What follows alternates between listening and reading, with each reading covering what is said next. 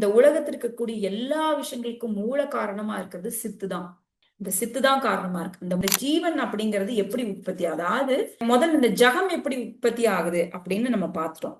இப்போ இந்த ஜீவன் எப்படி நம்ம உற்பத்தி ஆகுது அப்படின்னு பார்த்தோம்னா, மெய், வாய், கண், மூக்கு, செவி, இவர் ஒவ்வொரு ஆர்கனுக்கும் ஒவ்வொரு பஞ்சபூதங்கள் கனெக்ட் ஆயிருக்கு. நம்மளுடைய ஒவ்வொரு உணர்ச்சியும் பலவிதமான நம்மளுடைய ஃபியூச்சர், பாஸ்ட், பிரசன்ட் எல்லாத்தையும் நிர்ணயம் பண்ணிட்டு இருக்கு. பிரம்மத்திலிருந்து தான் அந்த பிரபஞ்சம் அப்படிங்கிறது உருவாகுது அப்படிங்கிறது தான் அவங்க சொல்றாங்க. இப்ப என்ன பிரபஞ்சம் அப்படிங்கிறதுனா என்ன, நான் நீ இந்த மாதிரி வேற்றுமை இருக்கக்கூடிய எந்த பொருளா இருந்தாலுமே அது பிரபஞ்சத்துல உள்ளடக்கிய ஒன்றுதான். இந்த பிரபஞ்சம் அப்படிங்கிறது அந்த பிரிவினை அப்படிங்கிற இதுக்குள்ள வந்துருச்சுனாலே அது பிரபஞ்சம் ஆகுது. பிரிவினை அற்ற தன்மையில் இருக்கும்போது அது பிரம்மமா இருக்கு, அப்படி இல்லையா? எப்படி இது உருவாகுது அப்படின்னு ராமர் கேள்வி கேட்கவும், இது அதாவது ஒரு ஜடப்பொருள். ஆனா அந்த ஜகம் எப்படி உருவாகுது அப்படின்னா, ஒரு எங்க வளர்ந்து சூரிய வெளிச்சம் விழுகுதோ அந்த சூரிய வெளிச்சம் விழுகிற இடத்துல நிழலும் உருவாகுது. அது மாதிரிதான் இது நடக்குது அப்படின்னு சொல்லி ஒரு உவமையா அதை பத்தி சொல்றாரு. அடுத்தது இன்ட்ரெஸ்டிங்கா ஒரு பாட்டுக்குள்ள போகுது. என்னன்னா, இந்த ஜகத்துக்கான மோகம் ஏன் ஏற்படுது? இந்த ஜகம் ஒண்ணு உருவாகுது. இது ஜகம் ஒரு ஜடப்பொருள். இந்த ஜடம், அதாவது இந்த பிரபஞ்சமானது ஒரு ஜடம் தான். இதுல உயிர்ப்பு ஒன்றுமே இல்லை, இது எல்லாமே கற்பனையான ஒரு விஷயம்தான் அப்படிங்கறதுதான் வசிஷ்டர் சொல்லிட்டே இருக்காரு. இப்போ அத ராமர் கேட்கவும், இந்த ஜகம் அப்படிங்கிறது எப்படி உருவாகுது அப்படிங்கிறத பத்தியான விளக்கம், அதாவது இந்த மனம் ஏன் இப்படி போகுது அப்படின்னு தெரிஞ்சுக்கணும்னா, முதல்ல இந்த ஜகம் அப்படிங்கிறது இந்த ஜகத்தோட இருக்கக்கூடிய மோகம் ஏன் உருவாகுது, எப்படி உருவாகுது அப்படிங்கறத பத்தியான ஒரு புரிதல் இருந்தா மட்டும்தான் நம்மளால அது அடுத்தது போக முடியும். அப்படிங்கிறதுனால அதை பத்தி விளக்குறார். இப்ப பொதுவா நம்ம சொல்ல போனா நம்ம சொல்லுவோம் சத் சித் ஆனந்தம் அப்படின்னு சொல்லுவோம். சத் சித் ஆனந்தம் அப்படின்னு சொல்லிட்டு, சத் அப்படிங்கிறது எப்பவுமே இருப்பாக இருப்பது. சித் அப்படிங்கிறது நமக்கு எல்லாருக்கே தெரியும், அது கான்சியஸ்னஸ், பியூர் கான்சியஸ்னஸா இருக்கு. ஆனந்தம் அப்படின்னா பிளிஸ்ஃபுல்லான ஒரு ஆனந்தமான ஒரு நிலை. இப்ப சித்தாக, அதாவது என்ன சொல்றாரு அப்படின்னா, இந்த பிரபஞ்சத்துல சித்துங்கிற தன்மை இயல்பாவே இந்த பிரபஞ்சத்துல இருக்கு அப்படின்னு சொல்றாரு. அந்த சித்துங்கிற தன்மைக்குள்ளதான், அந்த சித்துங்கிறது என்ன, பியூர் கான்சியஸ்னஸ். நம்ம இதை எப்படி எடுத்துக்கலாம் அப்படின்னு பார்த்தோம்னா, சத் சித் ஆனந்தம். சத் அப்படிங்கிறது ஒரு பிரம்மமா எடுத்துக்கலாம். அந்த பிரம்மத்துக்குள்ள இந்த சித்தானது இருக்கு, அதாவது பியூர் கான்சியஸ்னஸ். அந்த பியூர் கான்சியஸ்னஸ்க்குள்ள பாத்தீங்கன்னா சித், அதாவது சித்து இருக்கு. அந்த சித்துக்குள்ள அறிவு, அறிவுங்கிறது இயல்பாகவே இருக்கு. அது ஏன் வந்தது, எப்படி வந்தது அப்படிங்கிறதுக்கான விளக்கம் இல்லை. இயல்பாகவே அந்த சித்து இருக்கு, அந்த சித்துக்குள்ள அறிவும் இருக்கு. அறிவுக்குள்ள அறியும் திறன் இருக்கு அப்படிங்கிறார். அந்த இயல்பாகவே அறிவுக்குள்ள அறியும் திறன் இருக்கு அப்படிங்கிறார். இந்த அறிவுக்குள்ள அறியும் திறன் அப்படிங்கிறது இருக்கு இல்லைங்களா, இந்த அறியும் திறன் இது இப்படி அப்படி அப்படின்னு வேற்றுமையை பார்த்து, அதாவது டிஸ்பாரிட்டி, இது அப்படி அது அப்படின்னு சொல்லி பிரிச்சு பாக்குறோம் இல்லைங்களா, அந்த தன்மை அப்படிங்கிறது அதுக்குள்ள இயல்பாகவே இருக்கு அப்படின்னு சொல்றாரு. அப்போ அந்த இயல்பாகவே இருக்கும் பொழுது இது நான் அப்படின்னு இருக்கிற தன்மை இல்லாம இருக்கிறது அறிவு. அப்ப அந்த நான் தன்மைக்குள்ள போகும்போது அதுக்கு காரணம் என்னவாகுது அப்படின்னா, அதாவது என்ன சொல்றாங்க, பாத்திரம் பதார்த்தம் அப்படின்னு சொல்றாங்க. பதார்த்தங்கள் அப்படின்னா என்ன அப்படின்னா, ஒரு பதார்த்தமா உருவெடுக்குது. அப்பதான் அங்க நான்கிற தன்மை, இது அது அப்படிங்கிற தன்மைக்குள்ள போகிறதுக்கு முன்னாடி அது வெறும் அறிவாதான் இருக்கு. அந்த அறிவுக்குள்ள அறியும் திறன் உள்ளேயே இருக்கு. அந்த அறியும் திறன்லதான் பிரச்சனையே. அறிவு அறிவா மட்டும் இருக்கிறது இல்ல, அது அறியும் திறனையும் கூட அது அறியும் திறன் இருக்கு அப்படிங்கிறது இயல்பாவே இருக்கிறனால அது என்ன என்ன என்ன அப்படின்னு யோசிக்கக்கூடிய இயல்பு அதுக்குள்ளேயே வந்துருது. அங்கதான் கற்பனைன்னு ஒண்ணு வந்துருது. இந்த கற்பனை அப்படின்னு வரும்போதே அது எதை சார்ந்து இருக்கு, அது கற்பனை வஸ்துக்களாக அது வச்சிருக்கு அப்படின்னு பார்த்தோம்னா பதார்த்தங்கள் அப்படிங்களா, பதார்த்தங்கள், பாத்திரம் பதார்த்தங்கள் அப்படிங்கிறாங்க.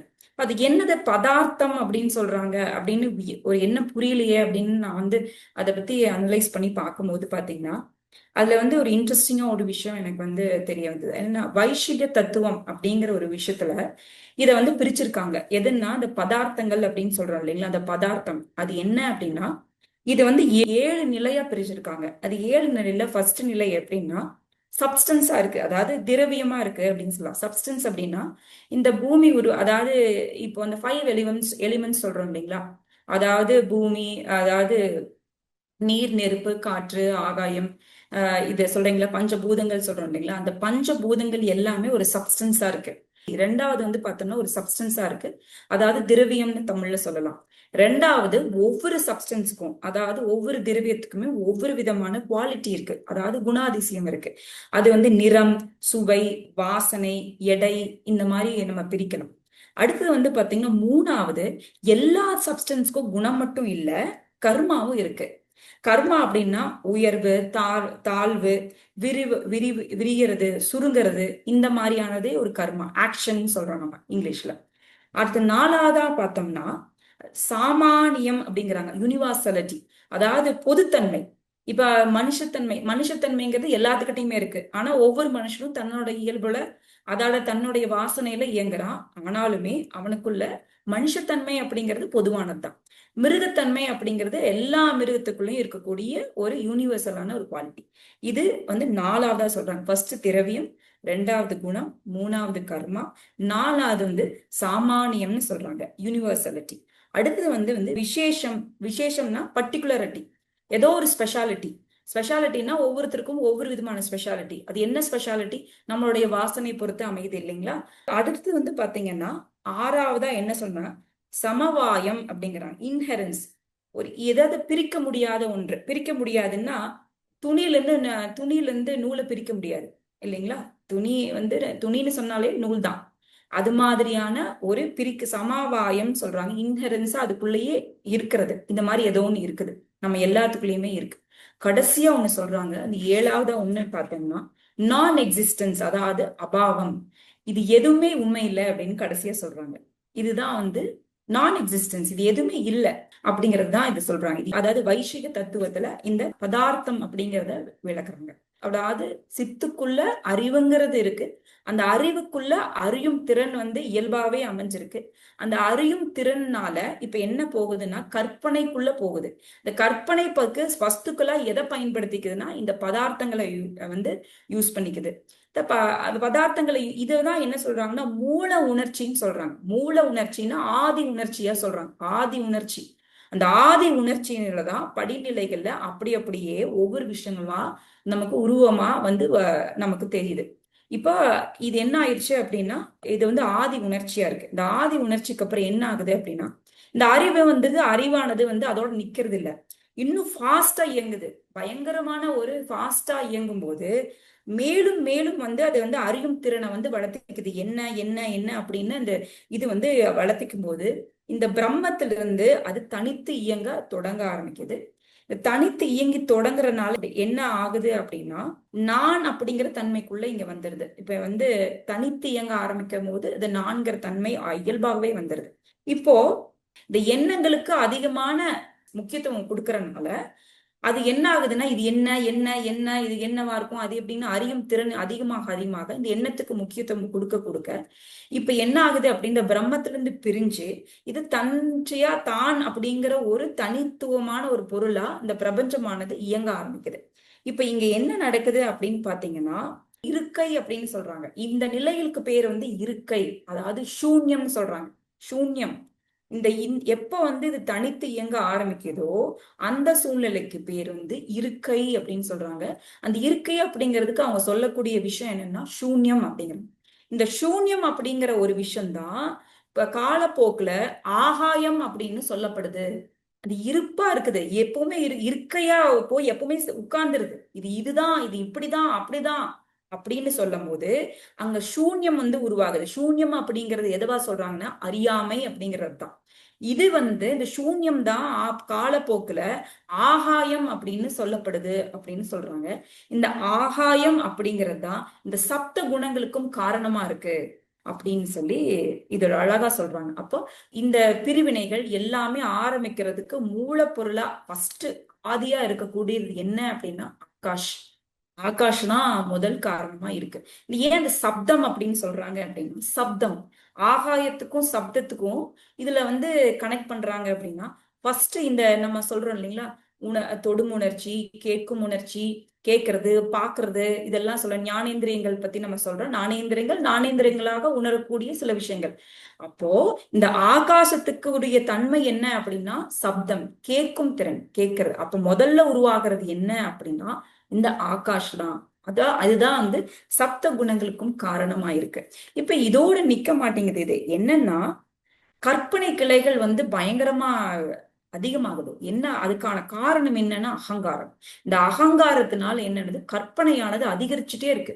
கற்பனை அதிகமாகிட்டே இருக்கு. இந்த கற்பனைகள் அதிகமாக ஒவ்வொன்றும் ஸ்தாபிச்சுட்டே இருக்கு. இது அது அப்படின்னு ஒரு தனி ஐடென்டிட்டிஸ் உருவாகிட்டே இருக்கு. தனி ஐடென்டிட்டிஸ் உருவாக இங்க என்ன ஃபர்ஸ்ட் நிலையில இருக்கு? ஆகாஷ் அந்த சப்தம் இந்த ஒரு நிலையில இருக்குது. அப்போ இது அடுத்தது பாத்தீங்கன்னா ரொம்ப இன்ட்ரெஸ்டிங்கா போகுது. இந்த காரணத்தினால அடுத்தது எங்க போகுது அப்படின்னா பஞ்சபூதங்கள் உருவாகுது. இந்த பஞ்சபூதங்கள் மட்டும் இல்லாம 14 வித வேறுபாடுகளுடன் கூடிய 14 வித உலகங்கள் விஸ்தரிக்கிறது. 14 வித உலகங்களும் இதனாலதான் இதனாலதான் உருவாகுது அப்படின்னு சொல்றாங்க. அது என்ன? அது 14 வித உலகங்கள் இதோட நிறுத்திட்டாங்க. இதுல 14 விதமான உலகங்கள் உருவாகுது. இதனாலதான் அந்த 14 விதமான உலகங்கள் வந்து உருவாகுது அப்படிங்கிறத சொல்றாங்க. அது என்ன 14 வித உலகங்கள் அப்படிங்கறது நான் பார்க்கும்போது இது பாத்தீங்கன்னா மேலுலகம் கீழுலகம் அப்படின்னு சொல்றாங்க. அது மேலுலகங்கள் என்ன அப்படின்னா பூலோகம், புவர்லோகம், சுவர்லோகம், மஜர்லோகம், ஜனலோகம், தபோலோகம், சத்தியலோகம். இது வந்து மேல் லோகங்கள். அதாவது பூலோகம் அப்படிங்கிறது நம் வாழும் பூமி. புவர்லோகம் அப்படிங்கிறது பூமிக்கும் சூரியனுக்கும் இடையில் இருக்கக்கூடியதுதான் இந்த புவர்லோகம். அடுத்தது சுவர்லோகம். இந்திரன் மற்றும் தேவர்கள் இருக்கக்கூடியது வந்து சுவர்லோகம். மஜர்லோகம் அப்படிங்கிறது ரிஷிகள் மற்றும் முனிவர்கள் இருக்கிறது. அடுத்து ஜனலோகம் பிரம்மாவின் குமாரர்கள் இருக்கக்கூடியது. அடுத்தது தபோலோகம் அதாவது தீவிர தவம் செய்பவர்கள் இருக்கக்கூடிய இடம். அடுத்தது சத்தியலோகம், பிரம்மலோகம். இது வந்து மேல் உலகங்கள் அப்படின்னு சொல்றாங்க. அடுத்தது கீழ் 7 உலகங்கள். அது என்னன்னா அதலம், விதலம், சுதலம், தராதலம், ரஜாதலம், மகாதலம், பாதாளம். இது எல்லாமே 7. மொத்தம் 14 உலகங்களும் உருவாகிறதுக்கான முக்கிய காரணமே என்ன அப்படின்னா இப்படிதான் உருவாகுது. அப்போ சித்துக்குள்ளே இப்ப இதுல இருந்து என்ன நமக்கு தெரியுதுன்னா சித்து தான். அந்த பிரபஞ்சம் எங்கிருந்து உருவாகுது? சித்துல இருந்துதான். அந்த சித்துல இருந்துதான் உருவாகுது. அப்ப சித்துங்கிறது இயல்பாவே எதுல இருக்கு? இந்த பிரம்மத்துல இருக்கு. இந்த சித்துக்குள்ள என்ன இருக்கு? அறிவு இருக்கு. அந்த அறிவுக்குள்ள என்ன இருக்கு? அறியும் திறன் இருக்கு. இந்த அறியும் திறனாலதான் கற்பனை அப்படிங்கிறது உருவாகுது. இது எல்லாமே கற்பனை. அப்ப இந்த பிரபஞ்சம் அப்படிங்கிறது கற்பனை. இந்த கற்பனையில் உருவானதுதான், அதாவது அறிவானது மீண்டும் மீண்டும் நான் தெரிஞ்சுக்கணும் அப்படிங்கிற அறிவு அந்த கற்பனை இதனால திறனால என்ன பண்ணுது அப்படின்னா தன்னுடைய ஸ்தாபிச்சுக்குது. தன்னுடைய ஐடென்டிட்டிஸ ஒவ்வொன்னா ஸ்தாபிச்சு இது இப்படிதான் அது அப்படிதான் அப்படின்னு பிரிவினையோட இங்க ஸ்தாபிச்சு இங்க 14 லோகங்களாக வந்து நம்ம விரியுது. இதுல இன்னொரு இன்ட்ரெஸ்டிங்கான விஷயம் வந்து உங்களுக்கு என்ன அப்படின்னா அடுத்தது என்ன சொல்றாங்க? இந்த சித்தானது அதோட நிக்கிறதுல வேகமா செயல்படுதுங்கிறாங்க. இந்த வேகமா செயல்படுறதுனால ஃபர்ஸ்ட் நம்ம வந்து ஆல்ரெடி பார்த்துட்டோம். என்ன அப்படின்னு பார்த்தோம்னா ஃபர்ஸ்ட் ஆகாஷ் தான். முதல்ல வந்து ஆகாஷ் தான். அதோடைய சூட்சமான ஒரு இது என்ன? சப்தம். சப்தம். அந்த சப்தமுடைய அந்த புலன் எது அப்படின்னு பாத்தீங்கன்னா அந்த புலன் அனுபவம் அப்படின்னா புலன்கிறது இவங்களுடைய காதுகள். அதோடைய அனுபவம் அப்படிங்கிறது என்ன? ஓசை, கேட்கும் திறன். இதுதான் ஃபர்ஸ்ட் ஃபார்ம் ஆகுது அப்படிங்கிறாங்க. எல்லாத்துக்கும் ஆதியா இருக்கக்கூடியது அதுதான். அடுத்த நிலையில என்ன ஆகுது? என்ன உருவாகுது அப்படின்னு பார்த்தோம்னா ஸ்பரிசம். அதாவது சூட்சமமா எது உருவாகுது? ஸ்பரிசம். அந்த ஸ்பரிசம் எந்த பஞ்சபூதத்தை உருவாகுது அப்படின்னா அதாவது காற்று. அந்த காற்றுக்கு இருக்கக்கூடிய அதாவது புலன் அது மட்டும் அனுபவம் என்னன்னா அனுபவம் என்ன? தொடு உணர்ச்சி. அது இந்த புலன் என்ன? உடம்பு பூராவும் நமக்கு அந்த தொடு உணர்ச்சிங்கிறது இருக்கு. இது 2வது நிலையில இது உருவாகுது. 3வது நிலையில என்ன உருவாகுது அப்படின்னா தேஜஸ். அதாவது சூட்சமமா என்ன உருவாகுதுன்னா தேஜஸ். அந்த தேஜஸ் அப்படிங்கிறது ஒண்ணும் இல்லை, லைட். லைட்டுங்க அப்படிங்கிறது தான் அந்த பஞ்சபூதத்துல இருக்கக்கூடிய இது என்னன்னா லைட். இந்த லைட்னால வரக்கூடிய சூட்சமமான இது என்ன? தேஜஸ். அதனுடைய புலன் என்ன அப்படின்னா கண்கள். இந்த கண்கள்னால கொடுக்கக்கூடிய அனுபவம் என்ன? ஒளியினால ஏற்படக்கூடிய விஷயம். அடுத்த சூட்சமமான இது என்ன உருவாகுது அப்படின்னா ரச அப்படிங்கிறாங்க. ரசம் அப்படின்னா அந்த பஞ்சபூதம் எதுன்னா தண்ணீர், வாட்டர். இதனுடைய புலன் என்ன அப்படின்னா அதாவது வாய். அதனுடைய அனுபவம் என்ன அப்படின்னா சுவை. சுவை அப்படின்னு சொல்றாங்க. அடுத்தது அசூட்சமமா என்ன உருவாகுது அப்படின்னா கந்த. அவங்க சொல்றது கந்த. அடுத்தது இதோடைய பஞ்சபூதம் என்ன அப்படின்னா பூமி, எர்த். அடுத்தது இதோடைய புலன் என்ன அப்படின்னு பார்த்தோம்னா மூக்கு. அனுபவம் என்ன அப்படின்னா மனம், நுகர்தல். இப்போ திருப்பி நான் சொல்றேன், எப்படி இந்த சித்தமானது திருப்ப திருப்ப கற்பனையில ஈடுபட்டு வேகமா ஸ்தாபிச்சு எப்படி இது உருவெடுக்குதுன்னா, முதல்ல ஆரம்ப கட்டத்துல உருவாகுது என்ன, எதனால இது எல்லாம் உருவாகுது? ஆகாயம் தான், ஆகாஷ். அந்த ஆகாஷ் அப்படிங்கிறது வந்த உடனேவே அதுக்கு எது சூட்சுமமா அது கூடவே உருவாகுது அப்படின்னா சப்தம். அதுக்கான புலன் எதுன்னா காதுகள். இது மூலமா அனுபவம் என்ன? ஓசை. அடுத்தது ஸ்பரிசம். ஸ்பரிசம் அப்படிங்கிறதுக்கான பஞ்சபூதம் என்ன? காற்று. காற்றுக்கான அனுபவம் என்ன? தொடு உணர்ச்சி. இந்த தொடு உணர்ச்சியான புலன் என்னன்னா உடம்பு ரீதியா எல்லாமே தொடு உணர்ச்சியில நமக்கு இருக்கு. அடுத்தது சூட்சுமா என்ன விடுதுன்னா தேஜஸ். இந்த தேஜஸ்ல அடுத்தது என்ன ஆகுதுன்னா பஞ்சபூதம் என்னன்னா லைட். அதாவது சூரிய ஒளி, ஒளி இருக்குல்ல, அந்த ஒளி சொல்றாங்க. அந்த ஒளி லைட் தான் சொல்றாங்க. அடுத்தது இதோட புலன் என்ன அப்படின்னா கண்கள். இதோட அனுபவம் என்ன? பார்க்கிறது. அடுத்தது ரச. அடுத்த சூட்சுமான ரச. அதோடைய பஞ்சபூதம் என்ன அப்படின்னு பாத்தீங்கன்னா தண்ணீர், வாட்டர். இதோடைய புலன் என்னன்னா நம்மளுடைய வாய். அடுத்தது இதோடைய அனுபவம் என்ன அப்படின்னா சுவை. அடுத்த நிலை என்ன அப்படின்னா கந்த. அதோடைய பஞ்சபூதம் என்ன அப்படின்னா அதாவது பூமி, எர்த். இதனுடைய புலன் என்ன அப்படின்னா அதாவது மூக்கு. இதோடைய அனுபவம் என்ன அப்படின்னா மனம். இப்படிதான் இது உருவாகுது, இப்படிதான் இது நம்மளை ஸ்தாபிச்சுக்குது அப்படின்னு சொல்றாங்க. இப்ப அடுத்தது இதுல என்ன தெளிவா சொல்றாங்க அப்படின்னா, ஒரு ஆலமரத்தோடைய வித்தானது பல்லாயிரக்கணக்கான ஆலமரத்துக்கு காரணமா இருக்கும். அது மாதிரி இந்த உலகத்திற்கு இருக்கக்கூடிய எல்லா விஷயங்களுக்கும் மூல காரணமா இருக்கிறது சித்து தான். இந்த சித்து தான் காரணமா இருக்கு. இந்த மூல உணர்ச்சி அதை என்ன சொல்றாங்கன்னா மாத்தி மாத்தி, அதாவது இந்த சித்துக்குள்ள அறியும் திறன் இருக்கு, அறிவு இருக்கு. அந்த அறிவுக்குள்ள அறியும் திறன் இருக்கு. அறிவுன்னு சொல்றாங்க, அது உணர்ச்சின்னு சொல்றாங்க. அப்ப அந்த உணர்ச்சியானது ஏன் ஏற்படுது, அந்த ஆதி உணர்ச்சி அப்படிங்கிறது ஏன் ஏற்படுது அப்படிங்கிறதுக்கான எந்த விதமான இதுவும் இல்லை. அது ஏற்படுது, அது அப்படிதான் இருக்கு. அது ஏற்படுறதுனால அது என்ன ஆகுது, திரும்ப திரும்ப தன்னை ஸ்தாபிச்சு விரிவடைஞ்சுக்குது அப்படின்னு சொல்றாங்க. இப்போ அடுத்ததா என்ன சொல்ல வர்றாங்க அப்படின்னா, ஜீவன் எப்படி உற்பத்தி ஆகுது, இந்த ஜீவன் அப்படிங்கிறது எப்படி உற்பத்தி, அதாவது முதல்ல இந்த ஜகம் எப்படி உற்பத்தி ஆகுது அப்படின்னு நம்ம பார்த்துட்டோம். இப்போ இந்த ஜீவன் எப்படி நம்ம உற்பத்தி ஆகுது அப்படின்னு பார்த்தோம்னா, அதாவது எல்லாமே பரம்பொருள் தான், பிரம்மம் தான். அதுல எந்த மாற்றமும் இல்லை. ஆதியானது பிரம்மம் தான். இந்த பிரம்மமானது அறியும் திறன், தனக்கு அறியும் திறன் அப்படிங்கிறத வச்சு ஸ்தாபிச்சு இந்த கற்பனை உலகத்துக்குள்ள போகுது. அப்ப என்ன ஆகுதுன்னா அகங்காரம் அப்படிங்கிறது உருவாகுது. இந்த அகங்காரம் அப்படிங்கிறதுனால மனம் அப்படிங்கிறது, அதாவது அது மூலமா புத்தி உருவாகுது அப்படிங்கிறது. புத்தி, அந்த புத்தி காலப்போக்குல மனமாக கருதப்படுது. இப்போ இது எண்ணங்களாகவும் வாசனைகளாகவும் மலருது. இப்போ ஒவ்வொருத்தங்களுக்கும் தனிவிதமான எண்ணங்களும் வாசனைகளாகவும் உருவெடுக்குது. இப்போ அந்த வாசனைகளும் அந்த எண்ணங்களும் உடலோட அடையாளப்படுத்திக்குது. இதை இவங்க இப்படிதான், அவங்க அப்படிதான் சொல்லிட்டு இதை அடையாளப்படுத்திக்குது. இப்படிதான் ஜீவன் அப்படிங்கிறது உருவாகுது. இந்த ஜீவன் மொத்தமா இந்த ஜீவன் அப்படின்னு உருவாகிறதுக்கான காரணம் இப்படிதான் அப்படின்னு இதுல தெளிவா சொல்லியிருக்காங்க. இந்த லா ஆஃப் கிரியேஷன் அப்படின்னு நம்ம சொல்றோம் இல்லைங்களா, அந்த லா ஆஃப் கிரியேஷன் பத்தியும் அவங்க சொல்லியிருக்காங்க. அதாவது ஞானேந்திரியங்கள், மெய், வாய், கண், மூக்கு, செவி. இப்ப இதுல இருந்து நமக்கு ஒண்ணு நல்லா தெரியுது அப்படின்னா, மெய், வாய், கண், மூக்கு, செவி இவர் ஒவ்வொரு ஆர்கனுக்கும் ஒவ்வொரு பஞ்சபூதங்கள் கனெக்ட் ஆயிருக்கு. எல்லாமே சப்ஸ்டன்ஸ். சப்ஸ்டன்ஸ் அப்படிங்கிறது என்ன, ஏதோ ஒரு திரவியத்தால அதாவது ஆயிருக்கு. அந்த சப்ஸ்டன்ஸ் என்ன அப்படின்னா இந்த பஞ்சபூதங்கள் தான். அந்த பஞ்சபூதங்களுக்கு எது கனெக்ட் ஆயிருக்கு அப்படின்னா நம்மளுடைய ஒவ்வொரு ஞானேந்திரியங்களும் கனெக்ட் ஆயிருக்கு. அந்த ஒவ்வொரு ஞானேந்திரியங்கள் ஏதோ ஒரு விதத்துல உணர்ச்சியா வருது. இப்போ மெய், வாய், கண், மூக்கு, செவி இது ஒவ்வொன்றுக்கும் ஒவ்வொரு விதமான உணர்ச்சிகள் இருக்கு, ஒவ்வொரு விதமான இது இருக்கு. இது எதோட கனெக்ட் ஆயிருக்கு அப்படின்னா பஞ்சபூதங்களான. இது எல்லாம் உணர்றதுக்கான காரணம் உணர்ச்சி தான். இதுக்கு பொதுவா ஒரு வார்த்தை அவங்க சொல்றாங்க, பஞ்சதன் மாத்திரைகள் அப்படின்னு சொல்றாங்க. பஞ்சதன் மாத்திரைகள் சொல்றது இதுதான். என்னன்னா 5 பூதங்கள், அந்த 5 பூதங்களுக்கும் ஒவ்வொரு விதமான குவாலிட்டி இருக்கு. அது ஒவ்வொன்றும் நம்மளுடைய 5 அதாவது ஞானேந்திரியங்களோட கனெக்ட் ஆயிருக்கு. அது ஒவ்வொன்றும் ஒவ்வொரு விதமான உணர்ச்சியை வெளிப்படுத்துது அப்படின்னு சொல்றாங்க. அப்ப இது எல்லாமே ஃபார்ம் ஆனது என்ன, ஒரு சப்ஸ்டன்ஸ். அந்த சப்ஸ்டன்ஸ் ஏன் உருவாகுது அப்படின்னா அந்த சித்துங்கிறதுனாலதான் அப்படிங்கிறது இது தெளிவா சொல்லியிருக்காங்க.